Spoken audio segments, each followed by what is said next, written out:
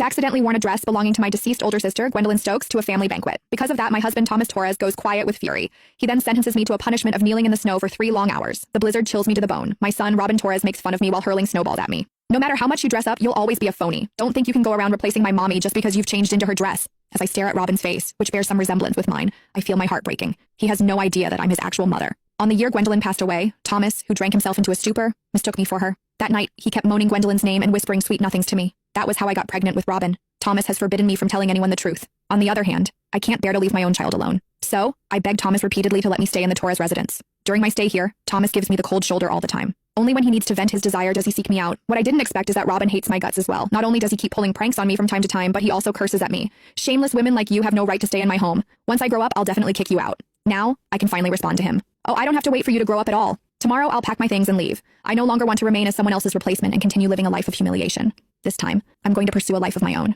During a family banquet, my dress was slashed by my husband's mistress, Erica Glover. She acted surprised. And though she apologized, the mockery in her eyes was unmistakable. I'm so sorry, Winnie. It was an accident. Maybe you should change into something else. Biting my lip, I rushed back to my room and threw on the first dress on the top shelf of the wardrobe. It never crossed my mind that the dress belonged to my deceased sister, Gwendolyn Stokes, since I had never seen it. My husband, the usually composed, stone-faced CEO of Torres Group, Thomas Torres, completely lost it the moment he saw that dress.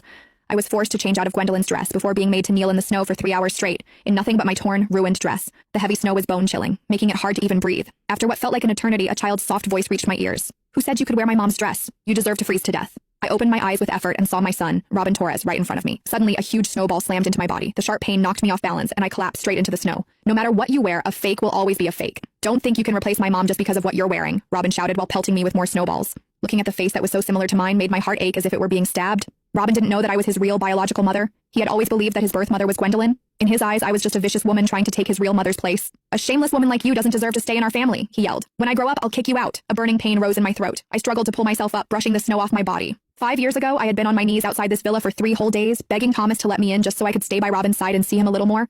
But as I stared at the look of disgust on Robin's face right then, everything I had endured felt utterly meaningless. You don't need to wait until you grow up. I gave a faint smile, deciding to pack up my things and leave on my own tomorrow. I was done being a substitute, done living a lowly, humiliating life. This time, I was going to live a life that was mine alone.